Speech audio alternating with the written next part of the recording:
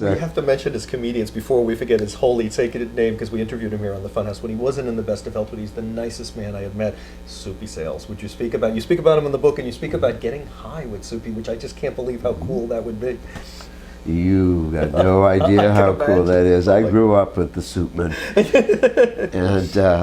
and knowing this was great. I had been in junior high school, middle school. I was the president of the Soupy Sales fan club when Soupy had his show in Los Angeles on KABC, and then he would do a national show on Friday night from Hollywood, where Frank Sinatra would come on and get hit with a pie. Those episodes are lost, sadly. Yeah. Are they lost? I don't know. The one in New York with Sinatra, but that one you're talking about. No, those exist. Those exist. The first one is Sinatra alone, because it's never seen the light of day on VHS or DVD. I have seen it. I think it's around. I think it's around. Okay, well. No, I didn't see it from a private collector. I think it's still around. Okay. I'll try to find it for you. I would love to see it. But Soupy's later show, the new Soupy Sales show, is still running on these oldies nostalgic channels and stuff, with Clyde Adler, who was the best guy to do Pookie, Hippie, White Fang, and Black Frank Nastasi? You're anti-Frank Nastasi? He's a New York I'm not a Nastasi fan. By the time I saw Soupy, he had come out of Detroit, and Clyde Adler had been working at ABC. In fact, after Soupy left KABC in Los Angeles, Clyde Adler stayed on as a cameraman. Oh, well, I never knew that. And we went back to the show, to ABC Studios at Prospect and Talmadge many times to do shows like Shindig and stuff, which were done on that stage. And Clyde Adler was there running the cameras. And he knew that we knew who he was. So, in the middle of downtime, we would hear, oh, Clyde, you son of a bitch. With Soupy Sales, one of my close friends and the best man at my fourth wedding, a songwriter by the name of Steve Duboff, who with his partner, Artie Kornfeld, who was one of the Woodstock grandfathers, wrote songs like The Pied Piper for Christmas St. Peter's and The Rain, the Park, and other things for the Cow Sills, and a bunch of songs for us. The two of those guys were a team. Steve Duboff became a really good friend of mine. He lived in an apartment building that was on the east side in the 60s someplace near the park. I'd go over to his house all the time. One time when I was over there, just getting high, smoking, towel by the door, whatever we were doing, I said, God, your neighbors, man, they're going to hear the music, they're going to get pissed off, they're going to smell something.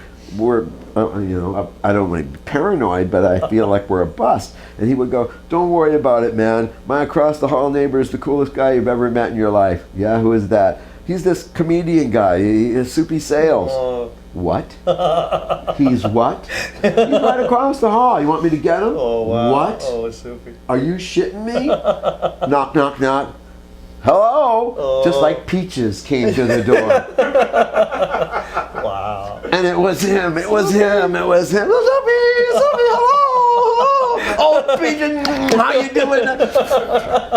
And Steve said to him, why don't you come over to my place, man? He introduced us, and Soupy went, whoa, I'm impressed. Whoa. And then I said, not only that, I used to be the president of your fan club. No shit. And it was only like 6 years before. Oh, wow. So you're still a turtle at this point. This is turtle time? Okay. 66. 66. It was our second year of being a turtle. Shit, wow. So he's still on Metro Media at that point, I think, too. He's still in New York. I couldn't tell you. I don't know what he was doing because he wasn't in LA. I have no idea what he was doing in 66. He was on here, But he had left Los Angeles by that time. That I do know, and I know he was living in that building, so I assumed he had work in New York, but I didn't really know.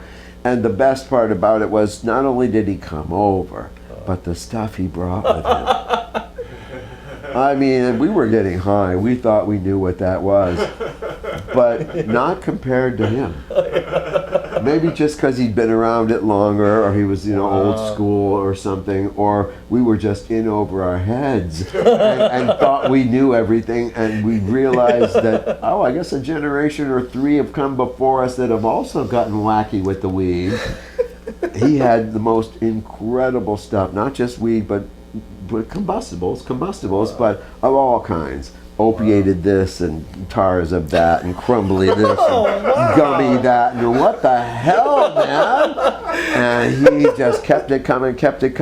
And when we thought we just couldn't smoke anymore and we had laughed our guts out, we had heard every corny old joke in his book, he went across the hall and he came back with Pookie. Oh man. And I love Pookie. Fucking Pookie's awesome. He's Pookie's my guy.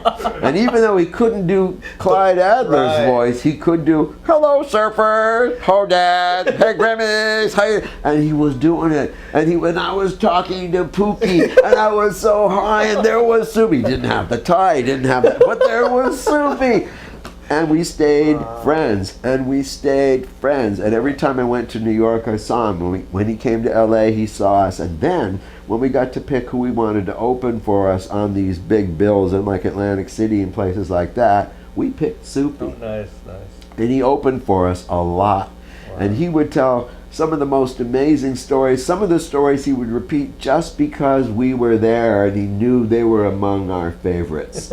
You know, for instance, let me see if I can get this right, but he used to say this one story that was just fantastic. And it was just the opening line to his act, but he'd say, "Ladies and gentlemen, I'm so glad to be here. I'm so glad to be here considering where I could have been. You know, I could have been in jail, but I'm not in jail.